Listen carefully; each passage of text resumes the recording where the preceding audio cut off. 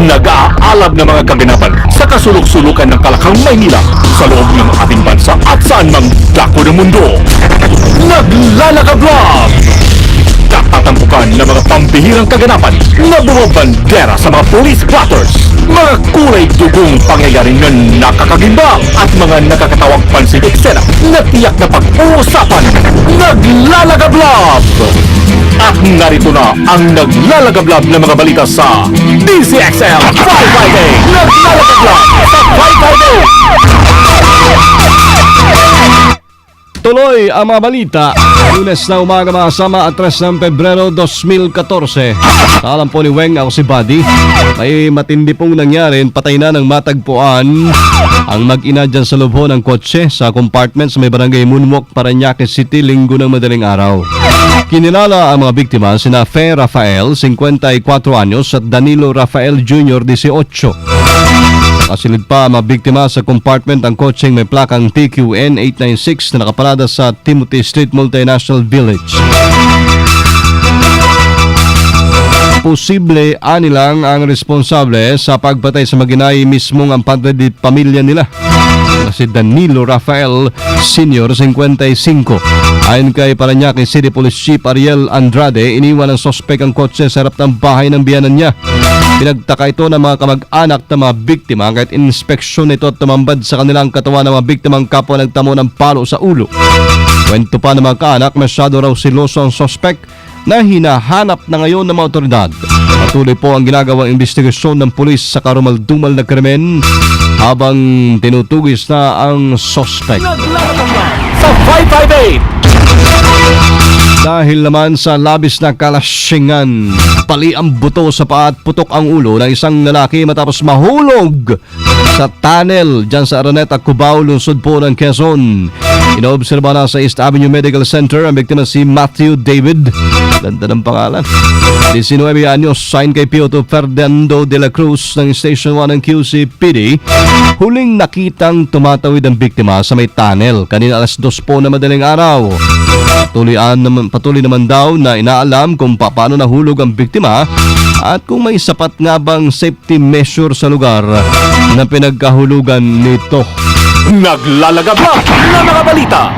DZXL Bulat Palaro. Hindi raw ho makakasali ang koponan ng China sa darating na FIBA World Cup na nakatakda sa Agosto at 30 hanggang Setyembre 14 sa Spain. Mga kasama,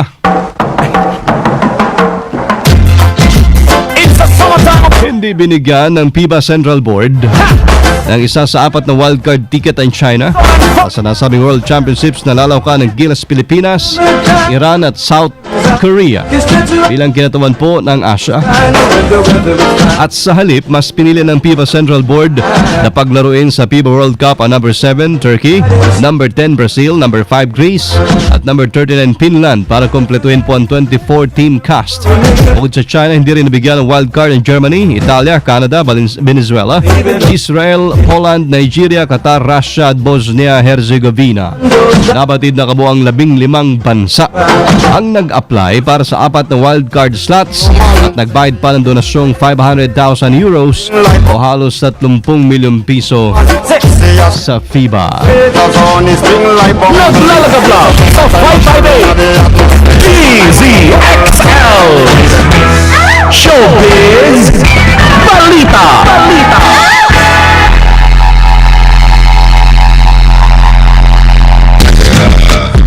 Ala po si Loli mga kasama, nagpagupit ata, ano? Ng kung ano man. Andito si Jenny Stals. Morning. Magandang morning. Di ba? Ang agang party. Ang ganda. Parting ka nga, na. alam naman. Pero yung yung suit mo talagang party ka na ngayon. Hindi. Pinaghahandaan ka Hindi talaga, naman. genitals. Katal po, wala na pong masuot eh. Ganun ba? Normal na lang yan. Yan. Ano nangyari? Kahit pa man natapos na ang Chinese New Year, ay hindi pa rin naman daw nag-uusap ang mag-amang sina Willie Revillame at Meryl Soriano. Nako po, away pa rin. Say ni Meryl, ito ay mula ng tanggihan niya ang alok ng ama na siya na lang ang mag-asikaso ng kanilang mga negosyo. O, diba? Ang yaman. Mga negosyo. Mga negosyo. Hindi pa naman daw napapanahon para sa kanya at gusto pa raw niyang tapusin ang kanyang pag-aaral sa ibang bansa. Una nang nabalitang tumigil ang aktres sa pag-aaral nito sa London dahil itinigil na ni Willie ang pagtustos dito. Diba? Sa kanya na lang bigay yung mga negosyo. Diba? Sasabihin ko nga Ako na lang mag-manage. Sabi ni Misteryoso. Oo nga si Misteryoso. Huwag mo Gustong-gusto kaming niya yan. Basta mga kaperahan. At ito pa nga usap-usapan daw na magbabalik ka Pamilya Network na si Willie. Diba? Ba? Kailan daw? Wala pa. Wala. Unofficial yung date pero Unofficial pa. yes. At nabalitaan na rin daw ito ni Meryl na magsasama na sila sa isang network.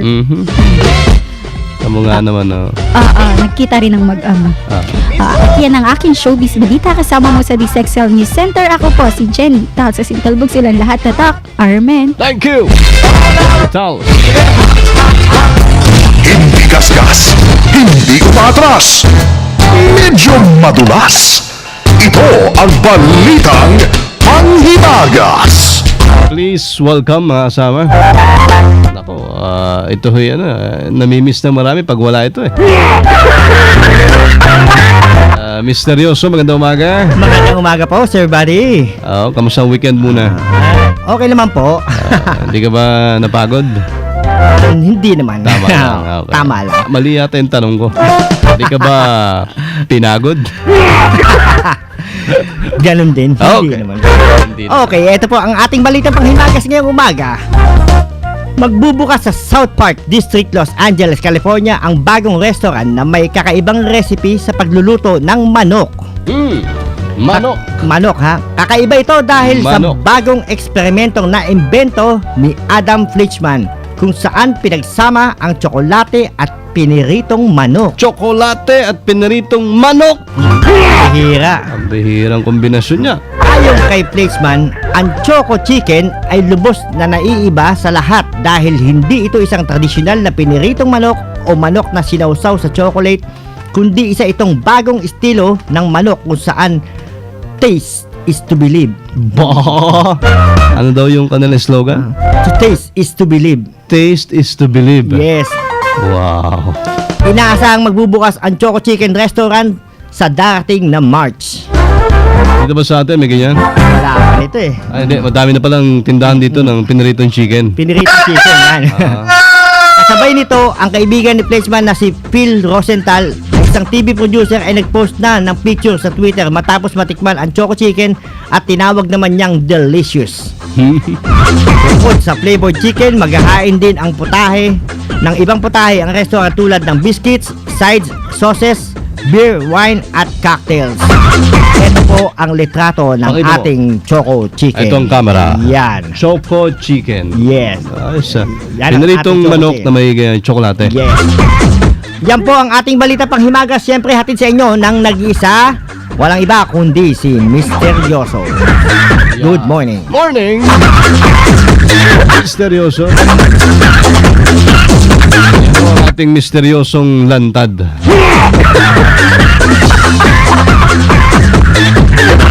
DZXL Ulat Trapiko. Lantad na lantad mga kasama ang ating misteryoso. Please welcome ang traffic po in Metro Manila. Mahaba-haba pong usapan to.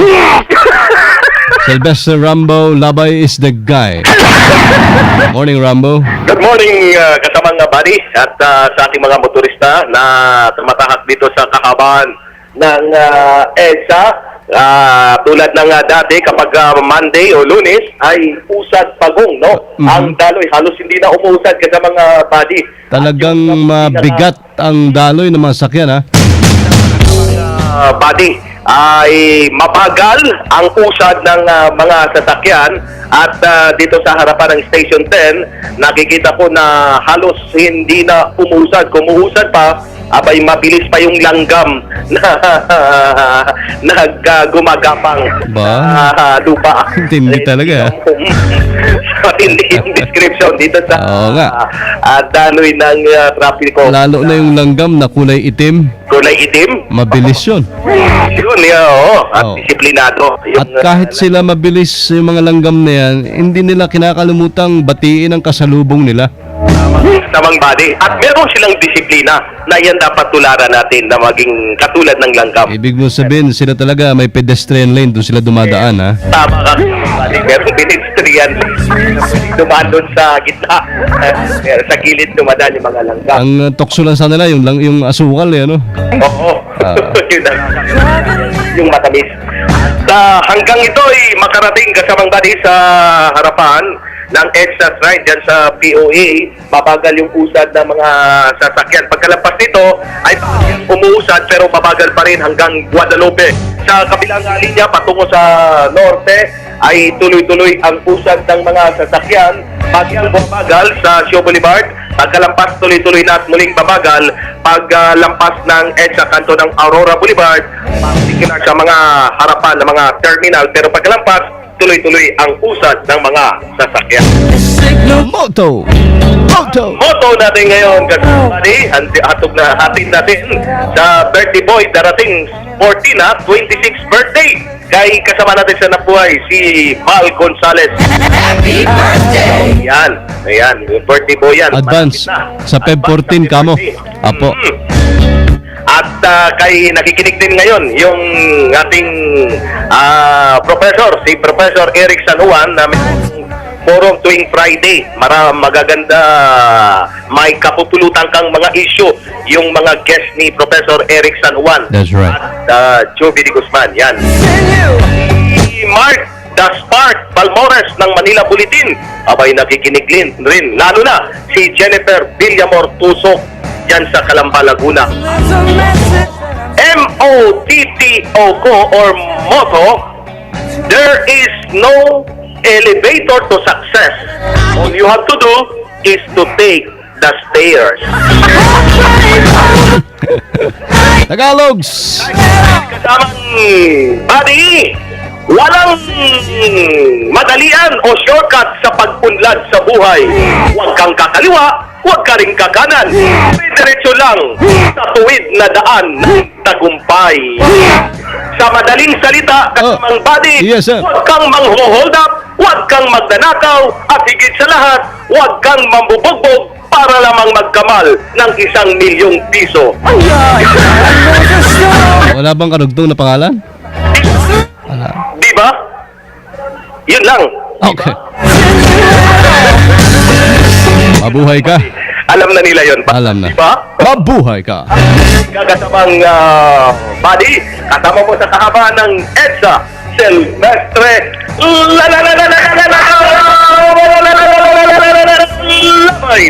Aramen. Rambo. Humility is the solid foundation of all virtues. It is the ability to give up your pride and still retain your honor and dignity.